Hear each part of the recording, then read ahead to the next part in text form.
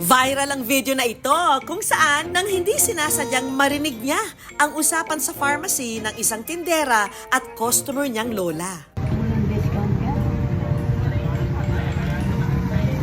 Ang matanda humihingi ng discount para sa mga gamot na binibili niya. Maya-maya pa, Ate, ano yung gamot ni nanay?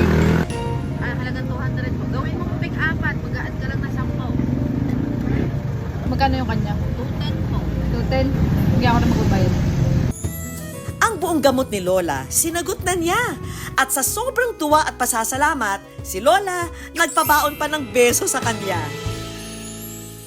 Si JC Lapitan, 33 taong gulang at nagtatrabaho bilang jail officer.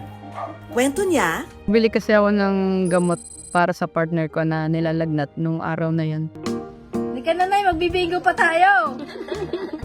hindi raw siya nagdalawang isip tumulong, lalo pat malapit daw sa puso niya ang matatanda. Sanay ako sa lola't lola ko na pag umuwi dito sa amin, galing Maynila, meron silang mga dalang pasalubong sa amin. Mag-ingat ka sa sarili mo. Ikaw lang mag-isa dyan. Miss na rin daw kasi niya ang kanyang lola na namayapa na. Wala na lahat yung grandparents ko. Sakto din naman na bago sweldo ako nun, kaya sabi ko sa sarili ko, hindi naman ganun kalakihan yung itutulong ko kay nanay, hindi makaka-apekto sa akin. Kaya yung gamot niya, instead na bigyan ko lang ng kulang, binili ko na lahat para kay nanay. Pero ang hindi raw niya inasahan nang si Lola biglang bumeso sa kanya.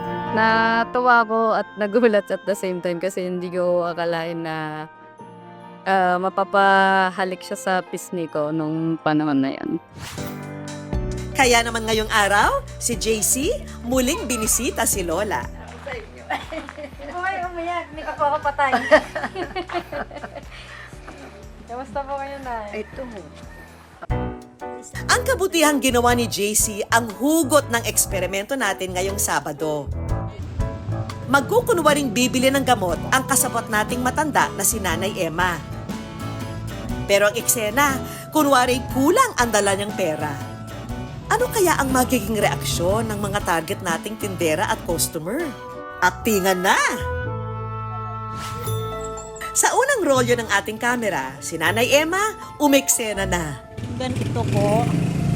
Kaso lang pera ko, konti lang ma'am. Babaunin ko sana sa biyahe. Isang banig lang po ma'am. Ay, ano pong milligram po niya? 50 po. Ay, ito po, 5 piso po isa to, ma'am. May 50 po ako kulang. Sige naman kung magkano. Hindi po kaya ng tig sa 10, ma'am. Tigilang peraso lang po. Baunin ko lang sa sa biyahe. Mamuhi akong Bisaya. Wala pa akong pera ma'am. Babaunin ko lang ma'am sa Roro. Maya-maya pa, nagtanong-tanong na ang tindera. Taga Roa City po. Makalipas ang ilang sandali, success! Ang tindera, ibinigay ng libre ang gamot ni Lola. Pagpalain ka ng Panginoon, nak, babaon ko to sa biyahe. Ma'am, salamat ma'am. Bukod pa sa gamot, binigyan din siya nito ng pagkain. Ay, maraming salamat. Ma'am, bait-bait ni ma'am. Ang baon niya. Salamat. Salamat. Taga-DMA po kasi, gumagawa kami ng social experiment tungkol po sa mayroon dito. Meron naman po yung mga bakulang lang po, yung ganun, yung mga walang, kapag sa ospital, ganyan. Makulang po yung pera, dinidiscount na lang po namin hanggat kaya po. Sa unang eksena pa lang, mission accomplished na si Nanay. Ibahin naman natin ang senaryo. Sa pangalawang aktingan, kasama na ang kasabot nating si Lindsay na manghuhusga kay Nanay. Na kunwari namang bibili ng gamot para sa may sakit niyang apo. Roll! Good news camera! 3 years old po yung apo ko. Opo, tsaka hinihingal. Ha? 57 po. Ito 29, ito 28. Ito po. Sir, hindi ako pwede maka-discount kasi wala po akong pera. Magsisimula na ang pakiusapan. Awa. Anak ko kasi walang trabaho, sir. Nilalagnat yung anak sa padalhin sa center. Ba't ka bibili? Nay, kulang pera mo. Kasi nga wala naman kaming pera, wala naman trabaho.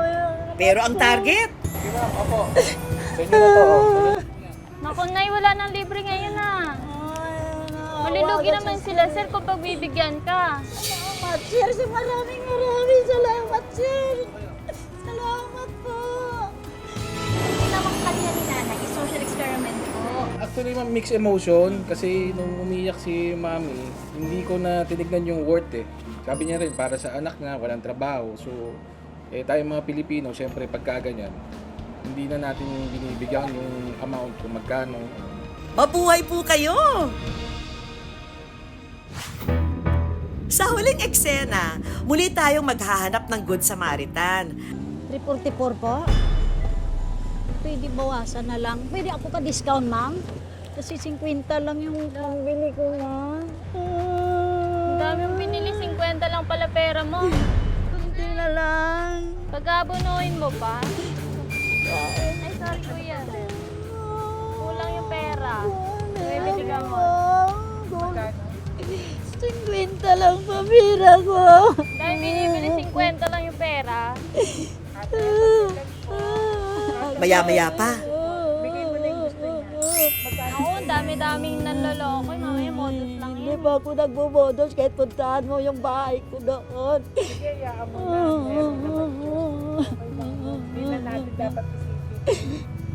409. Oh. Yung 50, balik mo kay nanay. Oh, eto. Bait naman ni sir. Ayan. Okay na. Bigay mo yung gamot, ha? Basta kung meron ka, tulungan mo. Kasi parte sila ng lipunan na kailangan tulungan. Diba? I mean, wala naman yun sa estado na may trabaho ako, wala akong trabaho. Kung meron kang mai-share, i-share mo. agree ka Marian Kapuso.